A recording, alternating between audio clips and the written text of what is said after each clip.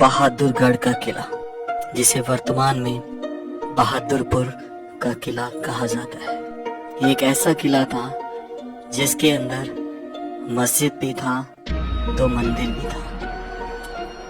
ये निशानी थी उस समय के हिंदू मुस्लिम के भाईचारे की, और इस किले का इतिहास अलग ही था, जहां हमें एक ऐसी सुरंग मिली जिसका कोई अंत नहीं था, जिस पर हम गए तो सही, लेकिन आगे जाने की हिम्मत नहीं। यहाँ पर एक नहीं दो सुरंगें थी। इस किले के साथ में था एक छोटा किला। ये किला आज से 600 से 700 साल पुराना माना जाता है। चलिए जानते हैं उस सुरंग का रहस्य और मंदिर और मस्जिद के पीछे क्या कहानी रही होगी इस बहादुरपुर के किले की।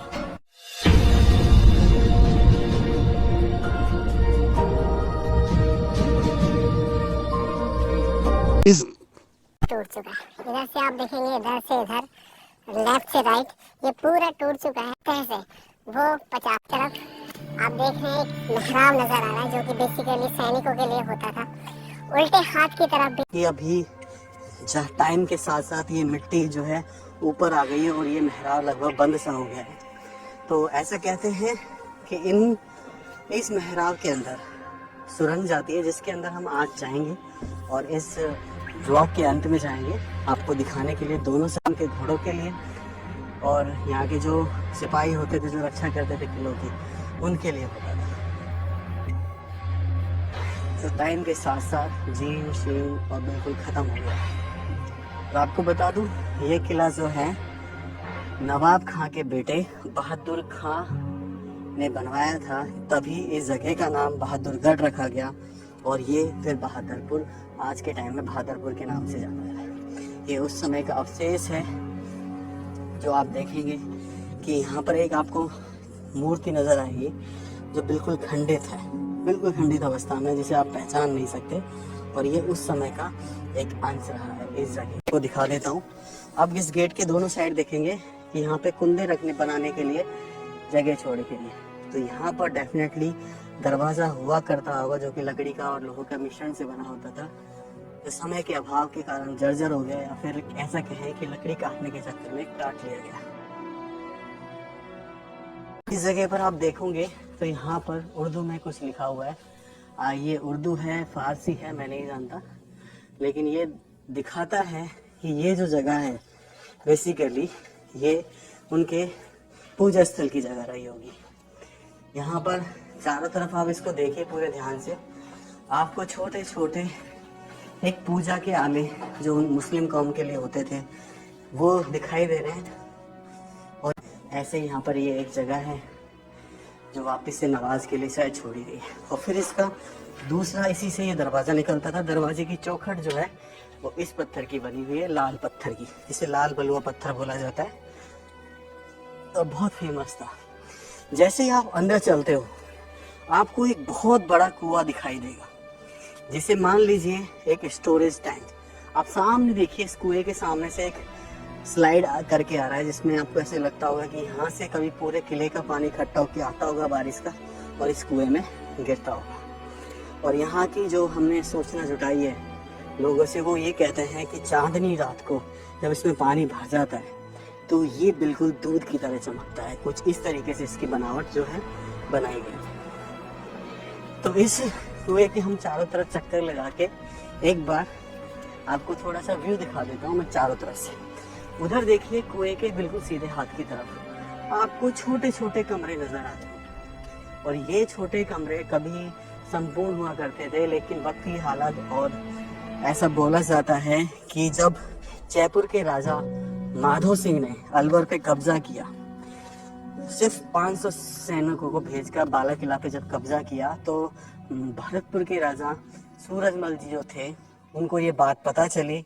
और 23 मार्च 1756 वो दिन था जब भरतपुर के राजा ने जिनका डीग में राज तिलक हुआ था, 5000 सैनिक भेजकर बाला किला पे कब्जा किया, वहाँ के राजा बने और फिर इस जगह पर भी आक्रमण कर दिया और यहाँ से भी जो मुगल साम्राज्य था जो कि उज्बेकिस्तान से आया था उसको भगा दिया गया। तो ये वही सब चीज़ें हम देखते आ रहे हैं। ये वो स्रोत जो कि अब टूट चुका है। डेफिनेटली यहाँ से एक क्वेरी का जोड़ के 6 फीट ऊंचे ऊंचे बनाए गए हैं। कहीं पे ये धीरे धीरे साइज के साथ 7 से 8 फीट भी हो गए हैं। और ये देखो यहाँ पे जो झरोके होते थे, यहाँ पे 3 छेद बनाए गए, 1, 2 और 3। तो ये तीनों क्या होते थे, ऊपर से नीचे की तरफ नजर रख सकते थे, लेकिन नीचे से कोई ऊपर नहीं देख सकता था। और यहाँ से हम साफ देख सकते हैं कि हमें नीचे अगर कोई सैनिकों का विश्राम गृह, तो एक बार एक करके वो इस पर आते थे और जो है यहाँ की निगरानी करते थे। तो चलिए अब थोड़ा सा आगे चलते हैं इसी बुर्ज पे। दिनेश, यहाँ पर ये कुछ लिखा हुआ है यहाँ पे, और ये वो गुफा, ये आपको दिख रहा है, ये वो गुफा जो पता नहीं कहाँ जाती है। ये देखिए, ये वो गुफा जो कि सुरंग कहा जाता है यहाँ का। और हम इसमें नहीं जाएंगे, थोड़े से महराव है, लेकिन ये कभी यहाँ से एग्जिट हुआ करता है। और ये साइड से ये रूम बने हुए हैं, शायद ये जब ये वो वहाँ निकलती है सुरंग, और वहाँ पर ये बोला जाता है कि इनका शमशान घाट है जहाँ पे यहाँ के राजा जो है दफनाए गए। इससे बोला जाता था टाका, जो कि यहाँ के घोड़े, खच्चर और उनके हाथी वगैरह के लिए पानी पीने की व्यवस्था की जाती थी।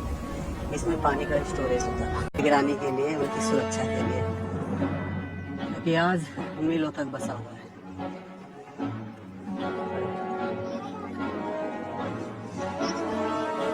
और ये जो आप देख रहे हैं ये है सैयद। तो ये पीछे का एग्जिट दरवाज़ा, जो कि हर किले में आगे से दरवाज़ा होता था, एक पीछे से होता था, और फिर एक सुरंग भी बनाई जाती थी। ये पीछे का दरवाज़ा, अगर सैनिक आगे से घेर लेते थे और जब सर राजा गिव अप कर देते थे, यहाँ पीछे से निकल जाए थे। भाई इस दरवाजे के राइट हैंड साइड में जो गुफा है इसमें चलते हैं। तो गाइस ब्लॉग कैसा लगा? अगर ब्लॉग अच्छा लगा है तो लाइक कर देना और चैनल पे नए तो सब्सक्राइब कर देना। जब तक के लिए जय हिंद, जय भारत।